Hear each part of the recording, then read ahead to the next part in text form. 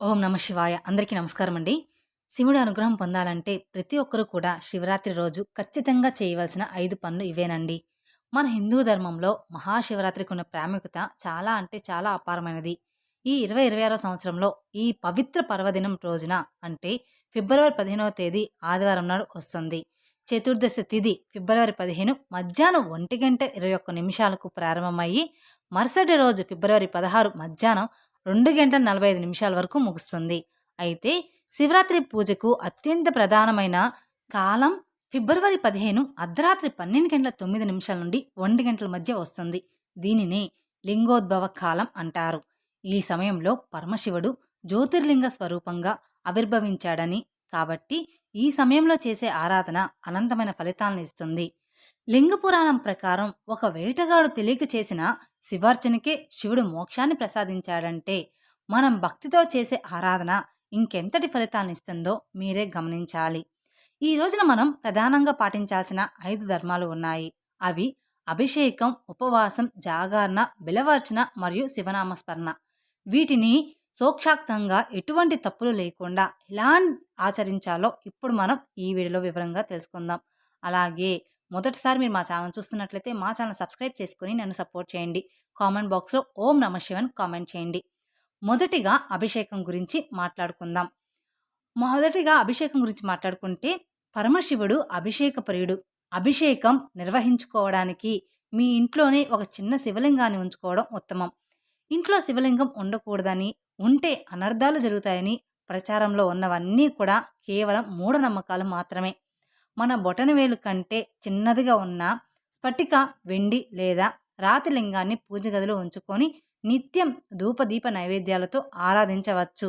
అయితే బాణలింగాలు లేదా రసలింగాలు వంటి వాటికి నియమాలు చాలా కఠినంగా ఉంటాయి. కాబట్టి సామాన్య గృహస్థులు చిన్నపాటి శివలింగాన్ని ఎంచుకోవడం శ్రేయస్కరం. అభిషేకంలో 2 పద్ధతులు ఉన్నాయి. వేద మంత్రాలైన నమక చమకాలతో చేసేదే వేదోక్త పద్ధతి. అయితే ఇక్కడ ఒక ముఖ్యమైన హెచ్చరిక ఏమిటి అంటే, వేద మంత్రాలను పాటించేటప్పుడు స్వరం చాలా ముఖ్యం. స్వరం తెలియకుండా కేవలం పుస్తకాలు చూసి తప్పుగా వేదాన్ని పాటించడం వల్ల ఆశించిన ఫలితం అనేది దక్కదనమాట. స్వరం లేని వేద పఠనం కంటే పూర్తి భక్తితో చేసే నామస్మరణే మిన్న. వేదం రాని వారు సూర్యోదయ మహర్షి అందించిన 15 రుద్ర శ్లోకాలతో సరళంగా అభిషేకం చేసుకోవచ్చు. ఈ అభిషేకాన్ని శివరాత్రి రోజున 4 యామాల్లో నిర్వహించాలి. ముఖ్యంగా అర్ధరాత్రి సమయంలో వచ్చే లింగోద్భవ కాలంలో చేసే అభిషేకం అద్భుతమైన ఫలితాలను ఇస్తుంది. వీలైతే ఏకాదశి రుద్రాలకు ప్రతీకగా 11 సార్లు లేదంటే పంచముఖ శివుని స్మరిస్తూ 5 సార్లు లేదా కనీసం ఒక్కసారైనా నిశ్చలమైన భక్తితో అభిషేకం చెయ్యాలి. మీ ఇంట్లోనే చిన్న శివలింగానికి గంగాజలం, పాలు, పెరుగు, తేనె, నెయ్యి మరియు పంచదారతో పంచామృత అభిషేకం చేయించుకోవచ్చు. ఇలాగా వేద మంత్రాలు రానివారు శివయ్య, గురువే నమః లేదా ఓం నమ శివాయ అని స్మరిస్తూ అభిషేకం చేసిన ఆ స్వామి ప్రీతి చెందుతాడు. దీనితో పాటు ఉపవాసం అంటే కేవలం ఆహారం మానేయడం మాత్రమే కాదు, మనసును శివుడికి దగ్గరగా ఉంచడం. అనారోగ్యంతో ఉన్నవారు పండ్లు, పాలు తీసుకుంటూ ఈ నియమాన్ని పాటించవచ్చు. వీటన్నిటితో పాటు శివరాత్రి రోజు శివలింగాన్ని నంది కొమ్ముల మధ్య నుండి దర్శించుకోవడం, నారికేల దీపాన్ని వెలిగించడం మరియు జమ్మి చెట్టుకు ప్రదక్షిణ చేయడం అస్సలు మర్చిపోమాకండి. ఇక ఈ శివరాత్రి రోజు సాయంత్రం ప్రదోష కాలంలో అంటే సాయంత్రం కాలంలో శివాలయంలో నెయ్యి దీపాలు వెలిగిస్తే మీ కష్టాలన్నీ కూడా తీరిపోయి ధన ఆరోగ్య లాభాలు కలుగుతాయి.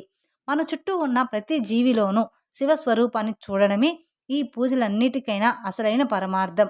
ఈ విధంగా నిష్కలమైన భక్తితో శివరాత్రిని ఆచరిస్తే ఆ పరమశివుని కృపా కటాక్షాలు మీకు ఎల్లప్పుడూ కూడా ఉంటాయి. ఇక రెండవది ఉపవాసం. ఉపవాసం అంటే కేవలం ఆహారం మానేయడం అని మనం భావిస్తుంటాము. కానీ ఉప అంటే దగ్గరగా, వాసం అంటే ఉండడం. అంటే మన మనసును శివుడికి దగ్గరగా ఉంచడమే నిజమైన ఉపవాసం. కేవలం కడుపు మార్చుకొని మనసు మొత్తం ఆహారం మీదనో లేదా కోపతాపాల మీదనో ఉంటే అది ఉపవాసం అనిపించుకోదు. నేటి కాలంలో బీపీ, షుగర్ వంటి అనారోగ్య సమస్యలు ఉన్నవారు కఠినంగా ఆహారం మానేసి ఆసుపత్రుల పాలు కావడం మనం చూస్తూ ఉన్నాము. అటువంటి వారు శరీరానికి తగిన శక్తినిచ్చే పాలు, పండ్లు తీసుకుంటూ శివనామ స్మరణతో గడపడం శ్రేయస్కరం. భారీ భోజనం చేయడం వల్ల శరీరంలో బద్ధకం పెరిగి భక్తిపై ఏకాగ్రత దెబ్బతింటుంది. కాబట్టి ఆహారాన్ని నియంత్రించి సాత్విక ఆహారం తీసుకోవడం వెనుక ఉన్న అసలు ఉద్దేశం ఆధ్యాత్మిక ఏకాగ్రతే. ఇక మూడవది జాగరణ. అంటే జాగరణ అంటే ఏమిటో అర్థం చేసుకోవాలి. చాలామంది జాగరణ అంటే కేవలం నిద్రపోకుండా టీవీ చూడడమో లేదా కబుర్లు చెప్పుకోవడమో అనుకుంటారు. కానీ అసలైన జాగరణ అంటే లౌకిక విషయాల పట్ల నిద్రించి ఆధ్యాత్మిక విషయాల పట్ల మేల్కొని ఉండడం. రాత్రంతా శివనామస్మరణ చేస్తూ శివపురాణంలోని కథలను వింటూ లేదా పండితుల ప్రవచనాలు వింటూ గడపాలి. రాత్రి 4 జాముల్లోనూ అంటే సాయంత్రం 6:11 నుండి మరుసటి రోజు ఉదయం 7:04 వరకు మేల్కొని ఉండి ప్రతి జాములోనూ శివుని అర్పించాలి. ముఖ్యంగా అర్ధరాత్రి 12:09 నుండి 1 మధ్య వచ్చే లింగోద్భవ కాలంలో చేసే జాగరణ అత్యంత శక్తివంతమైనది. ఈ సమయంలో మన మనస్సును శివునిపైన లగ్నం చేస్తే మనలోని అజ్ఞానం తొలగి జ్ఞానోదయం కలుగుతుంది. ఇక 4వది బిల్వార్చన. శివ పూజలో ఏకబిల్వం శివార్పణం అనే మాట ఉంది. అంటే ఒక్క బిల్వపత్రంతో పూజించిన ఆ బోలోశంకరుడు వెంటనే ప్రసన్నమవుతాడట. బిల్వపత్రాలను ఎంచుకునేటప్పుడు అవి 3 దళాలు కలిసి ఉన్నవి మరియు ఎక్కడ చిరిగిపోనివి మాత్రమే ఉండాలి. బిల్వ వృక్షాన్ని సాక్షాత్తు లక్ష్మీ స్వరూపంగా భావిస్తారు. శివరాత్రి పర్వదినాన ఈ బిల్వపత్రాలపై చందనంతో ఓం అని రాసి శివలింగంపై మనసు సమర్పిస్తే మన 3 జన్మల పాపాలన్నీ కూడా నశిస్తాయని శాస్త్రం చెప్తుంది. బిల్వార్చన చేసేటప్పుడు పత్రాలను బోర్లించి అంటే నునుపుగా ఉన్న భాగం లింగానికి తగిలేలాగా సమర్పించడం విశేషం. శివుడికి 3 దళాలు కలిగిన బిల్వపత్రాలు అంటే మహాప్రాణం కాబట్టి వాటిని శుభ్రంగా కడిగి దళాలు దెబ్బతినకుండా ఓం నమః శివాయ అంటూ భక్తితో సమర్పించండి. ఇక 5వది శివనామ స్మరణ. గురువు ద్వారా ఉపదేశం పొందిన వారు పంచాక్షరి మంత్రాన్ని జపించాలి. ఉపదేశం లేని వారు శివయ్య గురువే నమః అంటే శివుడే నా గురువు అనే మంత్రాన్ని నిరంతరం స్మరించాలి.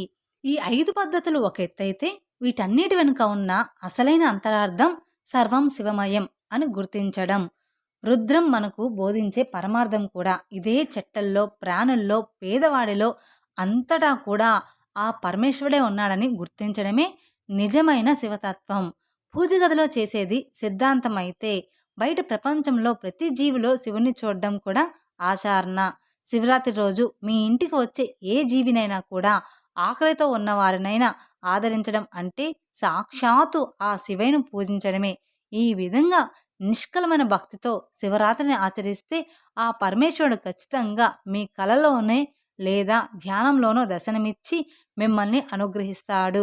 ఈ మహాశివరాత్రి మీ జీవితంలోని అజ్ఞానాన్ని తొలగించి జ్ఞానజ్యోతిని నింపాలని కోరుకుంటున్నాను. పైన చెప్పిన విధంగా జాగరణ, ఉపవాసం, అభిషేకాన్ని ఆచరించడం వలన మీరు మీ జీవితంలో ఎన్నో లేని స్థితికి వెళ్ళిపోతారు. అభిషేకాన్ని అన్నిటిని కూడా భక్తితో ఆచరించండి.